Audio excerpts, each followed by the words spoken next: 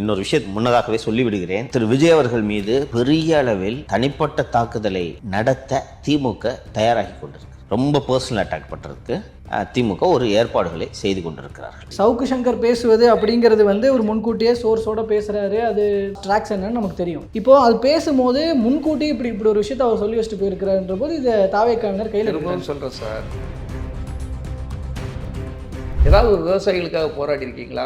ஏழை பெண்களுக்காக ஏதாவது வெளியே வந்து போராடி இருக்கீங்களா? ஒரு தொழில் தொடங்கி கொடுத்துருக்கீங்களா? உங்களுக்கு இருக்கிற ரசிகர் மன்றத்துக்கும், உங்களுக்கு இருக்க தொண்டர்களுக்கும், உங்கள்கிட்ட இருக்க பணபலத்துக்கும், புகழ் வெளிச்சத்துக்கும் எவ்வளோ பண்ண முடியும்? ஆனால் ஏதாவது பண்ண உங்களுக்கு தோணுதா? தோணாது. நான் வந்தா அதை பண்ணிடுவேன், இதை பண்ணி எப்படி பண்ணுவீங்க? பதட்டம், உங்களுக்கு பயம். ஜெயலலிதா அம்மா பார்த்தா பயம், எடப்பாடியாரை பார்த்து பயம், கலைஞரை பார்த்து பயம். நடுங்கதெல்லாம் செய்கிறாரு. என்ன துணிச்சல்காரர்? ஒரு துணிச்சல்காரரா? துணிச்சலாக ஏதாவது பண்ணிட்டாரா? சொல்லுங்க பார்ப்போம். இன்னொரு நடிகைக்கு பர்த்டேனா இவங்க ரெண்டும் இது பண்ணி போட்டோ போடுறாங்க. இன்னொரு நடிகை கல்யாணம்னா தனி பிளேட்ல இன்னொரு நடிகை கூட்டிட்டு போறாரு. இதைத்தான் அந்த அம்மா சுட்டி காட்டுது. நான் இருக்க இடத்துல இன்னொரு இன்னும் சொல்றாங்க சமூக வலைதளங்கள்ல. ஆக்சுவலி அந்த நடிகையை தயார் பண்ணதே திமுக தான். இப்படி இந்த விவாகரத்து மேட்டரில் திமுக இருக்கு பின்னாடி அப்படின்றாங்கல்ல, அதுக்கு என்ன எப்படி பார்க்க? விவாகரத்தை பொறுத்தவரை அது ஒரு குடும்பம் சார். குடும்பத்தில் அந்த மனைவி உண்மையிலேயே பொறுமையாக எவ்வளவோ பொறுத்துக்கிட்டு இருந்திருக்காங்க. கிட்டத்தட்ட 6-7 ஆண்டுகள் அவ்வளோ கடினமாக கஷ்டப்பட்டிருக்காங்க. அவங்களுக்கு கொடுக்க வேண்டிய பணம் செலவுக்கு கொடுக்கல, பொருளாதார நிலைமையில ரொம்ப கஷ்டப்பட்டிருக்காங்க. அடுத்தால அவங்களுக்கு ஒரு சுதந்திரமாக வெளியே போக முடியல, எதுவுமே அவங்க பண்ண முடியலையே. எனக்கு சுதந்திரம் பறி போயிடுச்சு, மன ரீதியாக பாதிக்கப்பட்டிருக்காங்க, திட்டிருக்காங்க, அடிச்சாங்களா என்னன்னு நமக்கு தெரியல. அந்த அளவுக்கு எல்லாமே நடந்திருக்கு. இன்னொரு நடிகை இந்த வீட்டுக்குள்ளே வந்துக்கிட்டு போயிட்டு இருக்காங்கன்னு சொல்லியிருக்காங்க. நீங்கள் தற்போது விஜயனுடைய மனைவி அவர்கள் தொடுத்திருக்கிற இந்த விவாகரத்து வழக்கு ஆக்சுவலி எப்படி பார்க்குறீங்க? இடைப்பட்ட காலங்களில் ஒரு 7-8 வருஷத்துக்கு முன்னாலே அவங்களுக்குள்ள ஒரு பிரிந்து வாழ்தல், புரிதலில் இருக்கிற ஒரு சிக்கல்கள் நடக்க தான் செய்யுது. அந்த பணமும் புகழும் வந்ததும், பணம் புகழ் வரும்போது பணிவு வர வேண்டும்னு எம்ஜிஆர் சொல்லியிருக்காங்க. அந்த பணிவு எல்லாம் அவருக்கு வரல. கூட சேர்ந்தவங்கெல்லாம் ஒரு சேர்க்கை, அந்த சொன்ன கூட நட்புகள் தவறான சிந்தனையை ஊட்டி விட்டார்கள்னு தான் நான் நினைக்கிறேன். மங்கள் அப்படிங்கிறீங்க, என்னைக்காவது ஒரு நாள் அவர் அப்படி பேசியிருக்காரு சார்? அதிகாரம் இருக்கவர்கிட்ட, மக்களால் தேர்வு பண்ணவர், மக்களால் ஓட்டு போட்டு ஜெயித்தவர், என்னைக்காவது உங்களை அப்படி பேசியிருக்காரு? அப்போ உங்களுக்கு நீங்கள் தன்னைத்தானே பெரிய ஆள்னு நினைச்சிட்டு, விஜய் உங்கள் விஜய் எல்லார் வீட்லேயும் இருக்கார், உங்கள் விஜய்னு நீங்கள் ஆளை வச்சு பாட்டு எழுதலாம், ஆள் வச்சு உங்களை பற்றி போய்த்துக்கலாம், தளபதி நீ போட்டுக்கலாம். தளபதிங்கிற யாருக்கு பட்டம்? ஸ்டாலினுக்கு போட்டிருந்த பட்டம் சார். அவர் மிசார் டைம்லேயே அவர் சைக்கிள் ஊர்வலம் பண்ணும்போது அவருக்கு தளபதினு பட்டம் கொடுத்து அது உருவாகின பட்டம். நீங்கள் அவருக்கு பட்டத்தை எடுத்து போட்டுக்கிட்டு இருக்கீங்க.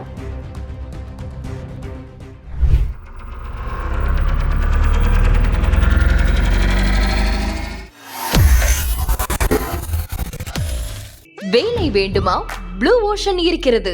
10th 12th டிப்ளமோ டிகிரி படித்தவர்களுக்கு உணவு, தங்குமிடம், இஎஸ்ஐ, பிஎஃப், இன்சூரன்ஸ் உள்ளிட்ட சலுகைகளுடன் அனுபவத்திற்கேற்ற நல்ல சம்பளம் 15,000 முதல் 30,000 வரை. பெண்களுக்கு முன்னுரிமை. 2,000க்கும் மேற்பட்ட வேலை வாய்ப்புகள் உள்ளன. இப்போதே தொடர்பு கொள்ளுங்கள். Blue ocean.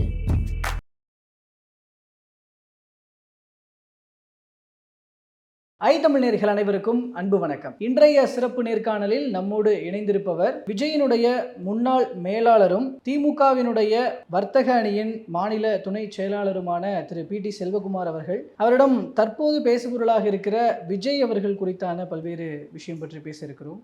பேசலாம். வணக்கம் சார். வணக்கம் சார். இப்போது நீங்கள் விஜயனுடைய முன்னாள் மேலாளராக இருந்திருக்கிறீங்க. அந்த வகையில் பல வகையில் அறியப்பட்டிருக்கிறீங்க. விஜய் பற்றின பல்வேறு விஷயங்களை சொல்லிட்டும் இருக்கிறீங்க. நீங்கள் தற்போது விஜயனுடைய மனைவி அவர்கள் தொடுத்திருக்கிற இந்த விவாகரத்து வழக்கு ஆக்சுவலி எப்படி பார்க்குறீங்க? இது நீங்கள் முன்னரே எதிர்பார்த்த ஒன்று தானே? ஆரம்பத்தில் விஜய் சங்கீதா அவங்க ஒரு நல்ல ஃபேராக தான் இருந்தாங்க. எல்லா இடமும் விழாக்களுக்கு எல்லாம் மகிழ்ச்சியாக நல்லா சந்தோஷமாக தான் வாழ்ந்தாங்க.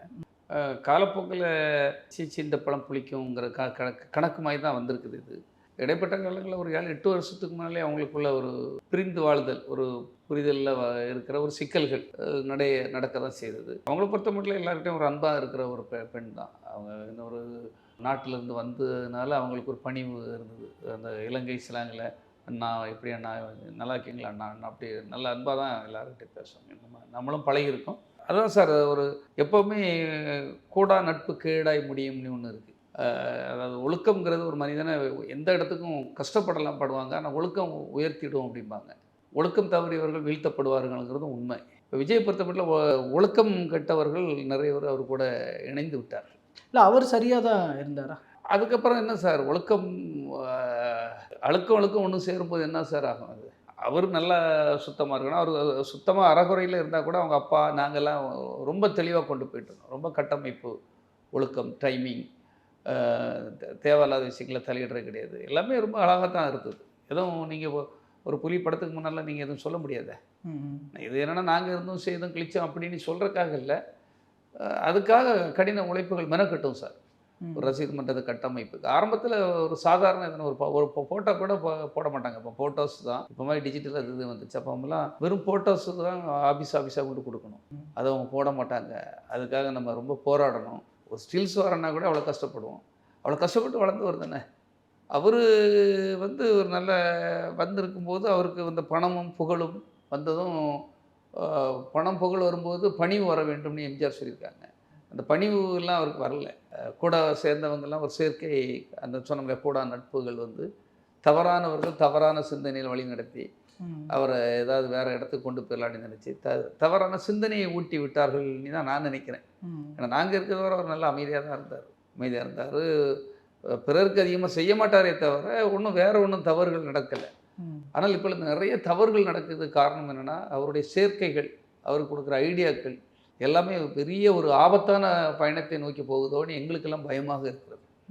நீங்கள் தொடக்க காலத்திலேருந்து அவருக்கு தனக்குன்னு இருக்கிறவங்களெல்லாம் அவர் சரியாக கவனிக்கலை, அவர்களுக்கு பெரிதாக உதவலை அப்படிங்கிற மாதிரியான விஷயங்களை சொல்கிறீங்க. ஆனால் அவர் இன்னொரு பக்கம் அவர் கூட இருந்தவங்களாம் ஹெல்ப் பண்ணிட்டு தான் இருந்திருக்கிறாரு. நிறைய மக்களுக்கு நிறைய விஷயங்கள் பண்ணுறது இதெல்லாம் பண்ணிட்டு தான் இருக்கிறாருன்னு பாசிட்டிவான விஷயங்கள் எல்லாம் முன்வைக்கிறாங்கல்ல. யார்? ஐ மீன் விஜய்க்கு ஆதரவாக இருப்பவர்கள், இப்போ தாவேக்கால இருப்பவர்கள். அதான் தாவேக்காவில் இருக்கவங்கன்னா இப்போ என்னை விட அவங்களுக்கு எப்படி தெரியும்? நாங்கள் 30 வருஷமாக அவர் கூட இருக்கிறோம். நாங்கள் தான் கஷ்ட காலத்துலேருந்து வளர்ந்து கொண்டுட்டு இருக்கோங்கிறோம். அவருக்கு அப்படி என்ன அள்ளி கொடுத்து யாரை வளர்த்துட்டார்? நீ யாரே 2 வரை சொல்லுங்கள் பார்ப்போம். அவங்க சொன்ன ஆட்களே 2 வரை சொல்லுங்கள். பெரிய ஆளாக வளர்ந்துட்டாங்க. அவர் கட்டமைப்பை வளர்த்து விட்ருக்காரு. ஒரு கம்பெனியை வச்சு அவரை பெரிய ஆளாக டெவலப் பண்ணி விட்ருக்காரு. யாருமே இல்லை சார். ஒரு ஜெயசீலன் ஒரு ஆரம்ப காலத்தில் தலைவராக இருந்தார். மனவேதனைப்பட்டு இப்போ ஹார்ட் அட்டாக்கில் இறந்து போனார். அந்த இறப்பு கூட அவர் போகலை. அவருக்காக 20 ஆண்டு உழைச்சிருக்காது உண்மையா இல்லையா? மாநில தலைவர், ஒரு மாநில தலைவர் இறப்புக்கு போகலை. அதுக்கு முன்னால் விஜயராமன் ஒருத்தர் இருந்தார் தலைவராக.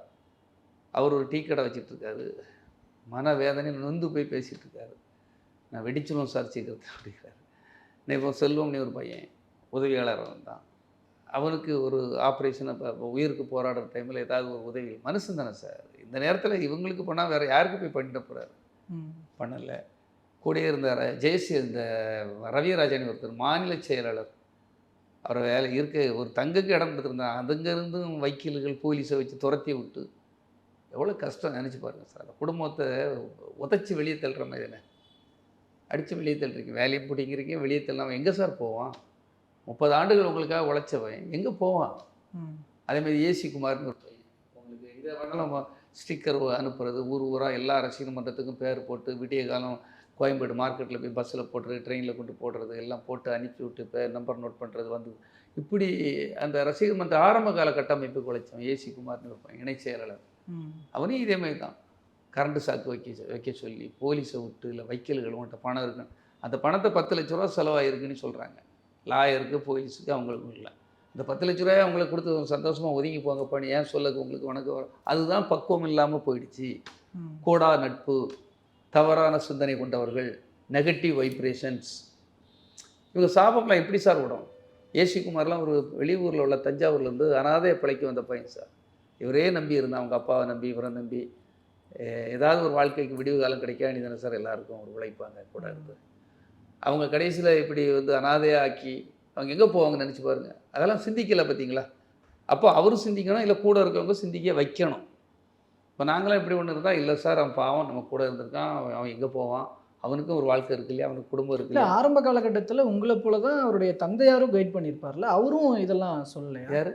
அவருடைய தந்தை ஆரம்பத்தில் ஓரளவுக்கு கொஞ்சம் ஒரு நிதானமாக கொஞ்சம் பெருசாக செயலிடம் சின்ன சின்ன இதுகள் செய்து அவங்க தந்தை இருக்கிறத வர ஒரு ஒழுக்கம் இருந்தது சார். ஒழுக்கம் இருந்தது, கட்டுக்கோப்பு இருந்தது, அவருடைய பார்வை இருந்தது. இப்போ அப்படி எதுவுமே இல்லை சார். எதுவுமே தோட்டக்காரன் காவல் படுத்தா தான் அந்த தோட்டத்தில் உள்ள அந்த அறுவடையை எடுக்க முடியும்பாங்க. அது அந்த தோட்டத்தினுடைய முதலாளி இல்லைன்னா அந்த அறுவடையை வந்து யாரெல்லாமோ வந்து பறித்து திருட்டு போயிடுவாங்க இல்லையா. விஜயோடைய இதை பொறுத்த மட்டும் அந்த ஒரு ஒரு மரத்தை அழகாக கஷ்டப்பட்டு ரொம்ப கடினமாக உழைச்சிருக்கு சார். இதெல்லாம் சொல்ல முடியாது. அவ்வளோ அவமானமும் கஷ்டமும் பெரிய பெரிய சவால்கள் துரோகங்களெல்லாம் சந்தித்து தான் சார் நம்ம எல்லோரும் உழைச்சிருக்கோம்.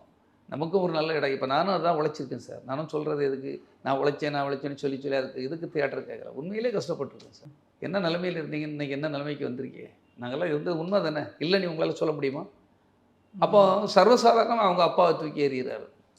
சர்வசாதாரணமாக பிடி செல்வகுமார் ஒரு புலி படத்தில் என்ன நடந்துருக்க போகுது. படம் இன்கம் டேக்ஸ் ரைடு, என்ன செய்ய முடியும், விதி கர்மா ஏதோ நடந்தாச்சு. அதுக்கு முன்னால் உங்களுக்கு நல்லா தானே வேலை பார்த்தோம். ஏதோ ஒரு காரணத்தை காட்டி சுட்டி காட்டி யாரையோ ஒருத்தரை வெளியே தள்ளுறதெல்லாம் ஒரு பெரிய விஷயம் கிடையாது சார். எல்லாருக்கும் ஒரு வாழ்க்கை இருக்குது சார். ஒரு யானைக்கு ஒரு வாழ்க்கை கொடுத்த இறைவன் ஒரு எறும்புக்கும் ஒரு வாழ்க்கை கொடுத்துருக்கான் இல்லையா. எல்லா ஜீவன்களுக்கும் ஒரு உயிரை படைத்தவனுக்கு அதுக்கு வாழ்க்கை கொடுக்க முடியும். நீங்கள் மட்டும்தான் வாழ்க்கை கொடுப்பேன்னு நீங்கள் நினச்சிட்டு இருக்கீங்க. உங்கள்கிட்ட இருந்து போனால் எல்லாரும் அழிஞ்சு போயிடுவான், செத்துருவாங்க. அப்படி இல்லை. ஆனால் அவங்கள ஒரு நல்ல தலைவனாக இருக்கவன், நல்ல பெரிய உயர்ந்த இடத்துக்கு போனவன், அந்த சிந்தனை நல்லா இருக்கவன், தன் கூட இருக்கவங்க குடும்பம், தன் கூட இருக்கவன், அதெல்லாம் யோசிக்கிறவன் தான் நல்ல தலைவன். அவன் தான் நல்ல மனிதன். இப்போ நீங்கள் கூட இருந்தவங்கலாம் விஜய் இப்படிப்பட்டவராக தான் இருந்திருக்கிறாரு அப்படின்னு சொல்லும் போதும் அதுக்கும் ஒரு பதிலும் சொல்ல மாட்டேங்கிறாரு. சொல்ல மாட்டார் சார். அதாவது இதில் என்னென்னா, நாட்டில் நாங்களே தப்பு பண்ணிட்டோம். அந்த பாவத்துக்கு தான் பரிகாரம் தேடிட்டு இருக்கோம். அவர் எதையும் பேச மாட்டார், யாரை கண்டாலும் அமைதியாக ஒதுங்கிடுவார். வாரவங்கிட்ட பேசினா தானே மனுஷன். ஆனால் அதை நாங்கள் பாசிட்டிவ் ஆகணும். அவர் அமைதியானவர், அடக்கமானவர், யார்கிட்டையும் பேசுனாலும் அது ஒரு ஒழுக்கம் அப்படிங்கிற மாதிரி அப்படி ப்ரொமோட் பண்ணோம். எல்லாம் நம்ம கையில் தானே இருக்குது. ஆனால் அது எவ்வளோ பெரிய, யார்கிட்டையும் பேச மாட்டாங்கிறது ஒரு குவாலிட்டியாக. இப்போ நீங்கள் வந்தால் வாங்க சார், எப்படி சார் இருக்கீங்க, உங்கள் தொழில் எப்படி இருக்குன்னு கேட்டால் தானே மனிதன். ஆனால் அவர் எதையும் கேட்க மாட்டார் சார், ஒழிச்சு ஓடி அங்கே ஒழிச்சு நின்று பார்ப்பார் சார்ங்கிறது ஒரு பெரிய குவாலிட்டியாக. அப்போ எந்த குவாலிட்டியும் இல்லை அவர்கிட்ட. தன்னால் சில குவாலிட்டிகள் வந்துடும் சார். அந்த குவாலிட்டிகள் ஒன்றும் பெருசாக என்ன அப்படி பண்ணிட்டார். நடிகர், அது அவருக்கு வாய்ப்பாக படங்கள் கொஞ்சம் அமைஞ்சுது. அவங்க அப்பா, வந்த டைரக்டர்கள், ரீமேக் படங்கள் எல்லாம் கொஞ்சம் ஹெல்ப் பண்ணனால அந்த படங்கள் கொஞ்சம் பரவாயில்ல. அது மட்டும் எவ்வளோ படங்கள் ஃப்ளாப்பு, அதை பற்றி யாரும் சொல்கிறது சார். ஆனால் அவர் அரசியலுக்கு வரணும், மக்களுக்கு ஏதாவது பண்ணணுன்ற ஒரு தாட் அவருக்கு வருது. அப்பத்துலேருந்து அவர் நிறைய நலத்திட்ட உதவிகள் பண்ணுறது, அதாவது ஸ்டூடெண்ட்ஸ்க்கு ஏதாவது பொருட்கள் வாங்கி கொடுக்கறது, கணினி வசதிகள் ஏற்பாடு பண்ணி கொடுக்கறது, இப்போ இதெல்லாம் பண்ணுறாருல. ஆக்சுவலாக அந்த அரசியலுக்கு வரணும், மக்களுக்கு ஏதாவது பண்ணணுன்ற அந்த எண்ணம் வருதுல்ல, அதுக்கப்புறமா அது அவர்கிட்ட ஒரு மாற்றம் தென்பட்டிருக்கும்ல. இப்போ கூட நினச்சா என்ன வேணாலும் பண்ணலாம் சார். ஒரு கிட்டத்தட்ட ஒரு 5 டிஸ்ட்ரிக்டை தத்தெடுத்து பண்ணலாம் சார். அவ்வளோ பணம் இருக்குது. உச்சத்தில் இருக்கேன்னு தானே சொல்கிறாரு. உச்சத்தில் உயரத்தில் இருக்கேங்கிறாரு. நான் சுயம்போ வளர்ந்துட்டேன் அப்படிங்கிறாரு. என்கிட்ட இல்லாத பணமாங்கிறாரு. பணம் உங்கள்கிட்ட இருந்து எதுக்கு? சும்மா ஒரு நாள் ஒரு எல்லாத்தையும் கூப்பிட்டு 234 தொகுதின்னு சொல்லி அவ்வளோத்துக்கிட்டே வச்சார். நோட்டிங் கொஞ்சம் ஒரு 2000 ரூபாய்க்கு செலவு பண்ணணும். அது பெரிய டிவிலலாம் ஒரு 200 கோடி பப்ளிசிட்டி உருவாக்கிறீங்க ஒரு நடிகருங்கிற முறையில். புகழ் வெளிச்சம் அப்படி தான் சார். பெரிய நடிகராகிட்டீங்க, அதை யூஸ் பண்ணிக்கிட்டுறீங்க. அது ஒரு அமௌண்ட்டாக சார் அவருக்கு. அது முக்கியம் இல்லை சார். நீங்கள் எவ்வளோ செய்யலாம் சார். இன்றைக்கி நீராதாரத்துக்காக, விவசாயிகளுக்காக நான் ஒரு திட்டமே போட்டு கொடுத்தேன் சார்.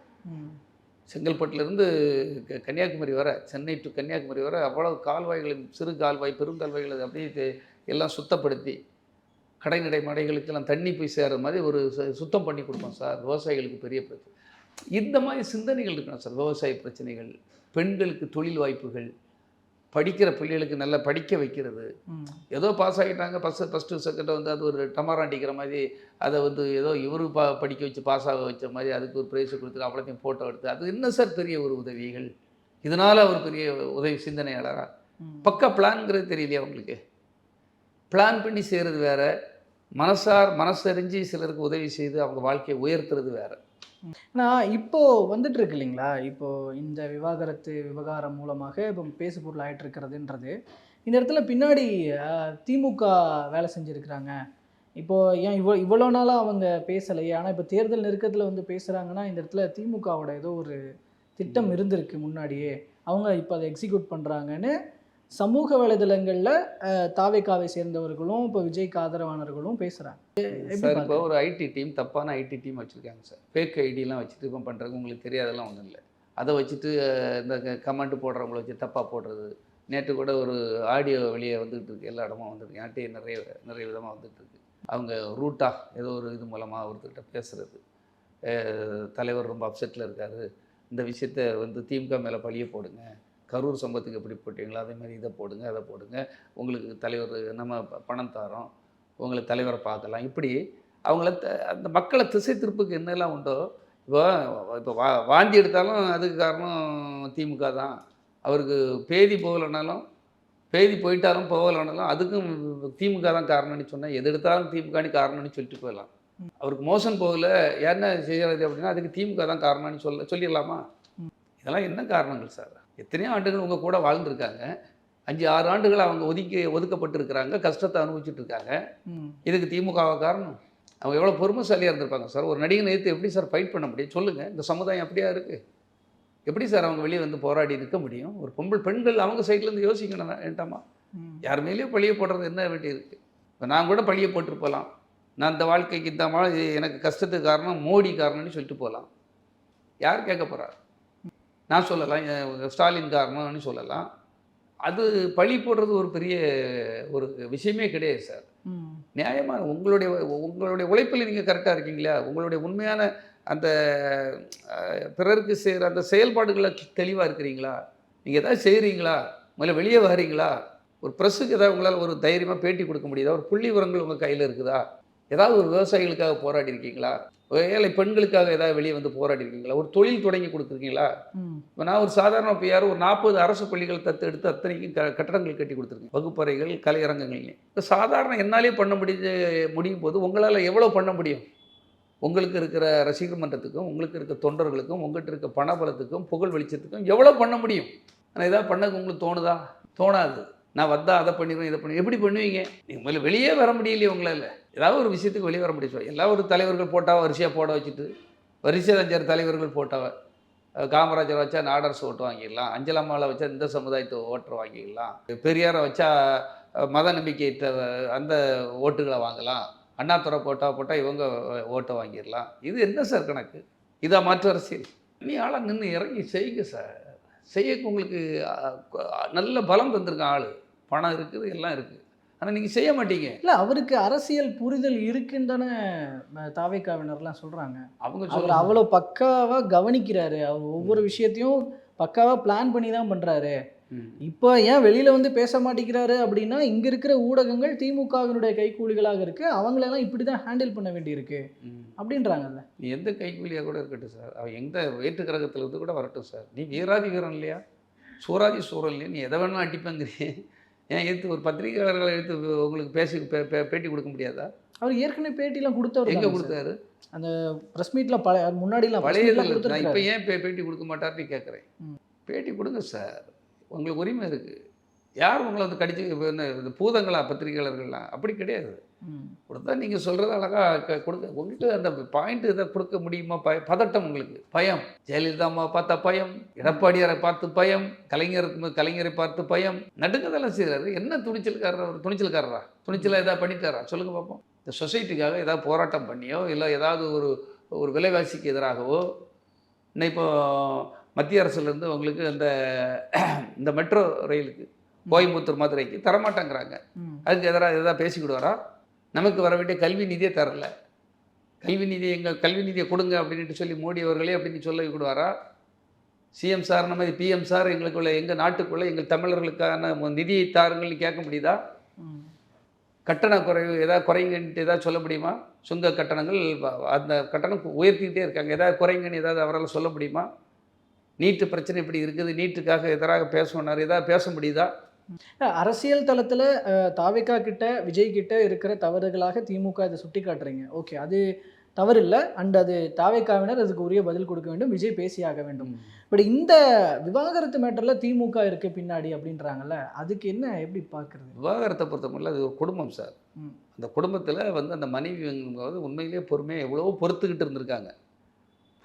பொறுமைசாலி தான். கிட்டத்தட்ட 6-7 ஆண்டுகள் அவ்வளோ கடினமாக கஷ்டப்பட்டுருக்காங்க. அவங்களுக்கு கொடுக்க வேண்டிய பணம் இப்போ செலவுக்கு கொடுக்கல, பொருளாதார நிலைமையில் ரொம்ப கஷ்டப்பட்டுருக்காங்க. அடுத்தால அவங்களுக்கு ஒரு சுதந்திரமாக வெளியே போக முடியல, எதுவுமே அவங்க பண்ண முடியலையே. எனக்கு சுதந்திரம் பறி போயிடுச்சு, மன ரீதியாக பாதிக்கப்பட்டிருக்காங்க, திட்டிருக்காங்க, அடிச்சாங்களா என்னன்னு நமக்கு தெரியல. அந்த அளவுக்கு எல்லாமே நடந்திருக்கு. இன்னொரு நடிகை இந்த வீட்டுக்குள்ளே வந்துக்கிட்டு போயிட்டு இருக்காங்கன்னு சொல்லியிருக்காங்க. இப்போ ஒரு கணவன் வந்து மனைவிக்கு தெரியாமல் செக்ஷுவல் இன்டர்வர்ஸ் யார் கூட வச்சாலும் உடல் உறவுகள் அது இது வச்சாலோ, மனைவி வைத்தாலோ கணவன் வைத்தாலோ அது பெரிய தவறு. நம்ம இது சட்டப்படி மேரேஜ் ஆக்ட் படி அது தவறு. 27/1 AB2 ரெண்டுமே அர்த்தம் சொல்லுது. சிறை தண்டனை, அவங்களுக்கு பெரிய பனிஷ்மெண்ட், அது பனிஷபிள். ஆனால் நீங்கள் தைரியமாக செய்திருக்கீங்க. அதை தான் இப்போ அந்த அம்மா கோர்ட்டு போயிருக்குது. ஒரு பெண் வந்து எப்பவுமே முடிஞ்ச அளவுக்கு அடங்கி போறதுக்கு தான் பார்ப்பாங்க சார். முடியாது சார். ஆக்சுவலி வந்து அவங்களோட பாயிண்ட் ஆஃப் வியூல அவங்க செய்தது முழுக்க சரிதான். ஒரு பெண்ணாக ஒரு கணவர் இப்படி போயிருக்கிறாருன்ற போது அவங்க பண்றது சரிதான், அதை யாரும் மறுக்கல. ஆனா அதை தேர்தலுக்கு நெருக்கமாக பண்ணும்போது தானே இது நெருக்கமாக திமுகவை சந்தேகம். எந்த டைம்ல பண்ணக்கூடாதுன்னு ஏதாவது சட்டத்திட்டங்கள் வச்சிருக்காங்களா? அவங்களுக்கு இப்பதான் பண்ண தோணி இருக்கு சார். அவங்களுக்கு இவ்வளவு காலம் பொறுத்தது இதுதான் நேரங்கிறது தெரிஞ்சிருக்கு. இனி இதுக்கு மேல தாங்க முடியாது, தாங்கி பார்த்துருப்பாங்க. இதுக்கு மேலே தாங்க முடியாது சொல்லி அது அவங்களுடைய தனிப்பட்ட முடிவில் சார். அவங்க வாழ்க்கை, அவங்களுடைய தனிப்பட்ட சுதந்திரம், அவங்க எடுத்த முடிவில் யார் எப்படி போய் பேசுறது? அவர் மோடி சொல்லியிருப்பாரோ, ஸ்டாலின் சொல்லியிருப்பாரோ, இவர் சொல்லியிருப்பாரோ? எதுக்கு அந்த பொம்பளைகிட்ட போய் யார் போய் பேச முடியுமோ? இல்லை, அந்த பெண்கிட்டலாம் யாரும் போய் பேச முடியாது சார். அது ஒரு குறுகிய வட்டத்துக்குள்ளே இருக்கிற வீடு. விஜய் தாண்டி யாரும் பேச முடியாது. அதுக்கு இனி இதுக்கு மேலே நம்மளால் வாழ முடியாது, நமக்கு உள்ள எல்லாமே போயிடுச்சுன்னு நினச்சி ஒரு அடி, அதுக்கு ரொம்ப எல்லாமே இழந்துட்டோங்கிற பிறகு போய் சேர்ற இடம் தான் கோர்ட். இல்லை, இந்த குற்றச்சாட்டுக்கெல்லாம் ஒரு சில வலு சேர்க்கும் பாயிண்ட்டுகளை முன்வைக்கிறாங்க சமூக வலைதளங்கள். அதாவது ரீகால் பண்ணுறாங்க, ஏற்கனவே பேசின முக்கியமான நபர்கள் பேசின பேச்சுக்களை ரீகால் பண்ணுறாங்க. அந்த வகையில் இது வந்து ஒரு பேட்டியில் சவுக்கு சங்கர் அவர்கள் பேசின ஒரு விஷயம். இது வந்து இன்னொரு விஷயத்துக்கு முன்னதாகவே சொல்லிவிடுகிறேன். திரு விஜய் அவர்கள் மீது பெரிய அளவில் தனிப்பட்ட தாக்குதலை நடத்த திமுக தயாராகி கொண்டிருக்கு. ரொம்ப பர்சனல் அட்டாக் பண்ணுறதுக்கு திமுக ஒரு ஏற்பாடுகளை செய்து கொண்டிருக்கிறார்கள். அது அந்த அளவுக்கு அந்த இழிவான வேலையை அவர்கள் செய்ய மாட்டார்கள் என்று நான் நம்புகிறேன். அதையும் எதிர்கொள்ள விஜய் தயாராக. இப்படி ஒரு விஷயம் பேசியிருக்கிறாரு ஏற்கனவே சார். இப்போ இதையெல்லாம் ரீகால் பண்ணுறாங்க. ஏன்னா இப்போ இவர் சவுக்கு சங்கர் பேசுவது அப்படிங்கிறது வந்து ஒரு முன்கூட்டியே சோர்ஸோட பேசுகிறாரு. அது நிறைய விஷயங்கள், அது அவருடைய இது பாஸ்ட் ட்ராக்ஸ் என்னன்னு நமக்கு தெரியும். இப்போது அது பேசும்போது முன்கூட்டி இப்படி ஒரு விஷயத்தை அவர் சொல்லி வச்சுட்டு போயிருக்கிறாருன்ற போது இதை தாவேக்காவினர் கையில் இருக்குன்னு சொல்கிறேன் சார். அவருடைய இதை பொறுத்தமட்டில் ஆளினால் விஜய் தான். அவர் எடுக்கிற முடிவு தான். அது நல்ல முடிவு எடுத்தாலும் அவர் தான், தவறான முடிவு எடுத்தாலும் அவர் தான். அவருக்கு கீழே அவங்க அப்பாவை வெறுத்தாருன்னா வெறுத்தது தான். யார் சொல்லியும் அவர் கேட்க போகிறது கிடையாது. எல்லாரும் தான், அமீர் முதல் எல்லாரும் தான் சொல்கிறாங்க, கேட்டாரா உங்கள் அப்பா உங்கள் கூட இருந்தால் நல்லது தான், பெத்த அப்பா உங்கள் கூட இருந்தால் நல்லதுன்னு எல்லா பத்திரிகையாளர்களும் சொன்னாங்க, உறவினர்கள் சொன்னாங்க, கேட்டாரா? அது அவர் தான் சார். முழுக்க அவர் எடுக்கிற முடியும். யானை தன் தலையில் மண்ணை வாரி போடுவது போல் எல்லாமே அவர் தான் சார். நான் தெரிஞ்சவன் சார். சும்மா எல்லாம் யூகத்தில் ஏதாவது சொல்லலாம் சார். அவர் கேரக்டர் அப்படி தான் சார். ஒருத்தரை பிடிக்கலையா, ஏதோ ஒரு காரணங்கள் ஏதாவது உள் வாங்கிட்டாரா, யாராவது சொல்லி ஒருத்தனை பழி வாங்கன்னு சொல்லி எவனோ கூட இருக்கான் அவருக்கு நல்லது பண்ணுற மாதிரி பண்ணி உள் வாங்கிட்டாருன்னா அது கடைசி வரை அதுலேருந்து பின்வாங்க மாட்டார் சார். அது அவருடைய கேரக்டர். தப்பான முடிவு எடுத்த பிறகும் இனி நம்ம அது மன்னிப்பு கேட்க மாட்டார். நம்ம ஏன் மன்னிப்பு கேட்கணும்னு நினைப்பார், நம்ம ஏன் விட்டு கொடுக்கணும்னு நினைப்போம். இப்படி ஒரு கேரக்டர். யாரை வேணாலும் விட்டு கொடுத்துருவார். அது சினிமாவில் டைரக்டரோ எந்த ப்ரொடியூசர் கூட அவருக்கு நல்ல லிங்க் இருக்குவா, எல்லாத்தையும் விடுங்க சார். இப்போ ஒரே தந்தை சந்திரசேகர், அவருக்கு யார் இருக்கா? ஒரு பிள்ளை, இன்னொரு பிள்ளைகளோ யாருமே உறவினர்கள் யாரும் கிடையாது. அந்த தந்தையை விட்டு கொடுத்து கேஸ் போடுற அளவுக்கு என்ன சார்? கேஸே போட்டார. இன்னைக்கு என்ன அவருக்கு மரியாதை இருக்குது? கடைசி காலத்தில், ஒரு அந்திம காலத்தில் அந்த மனிதன் நிம்மதியோடு இருக்காருன்னு நினைக்கிறீங்களா? அது நீங்கள் தாயாக இருந்தாலும் சரி, தந்தையாக இருந்தாலும் சரி, வேறு நடிச்சுக்கிட்டு இருக்கலாம், நாங்கள் எல்லாம் ஒன்று தான் அப்படின்ட்டு வேறு வழி இல்லாமல் சொல்லலாம். ஆனால் அது கிடையாது. சேராது தாமரை தண்ணீர் போல் அவங்க அப்படி இருக்கிறாங்க.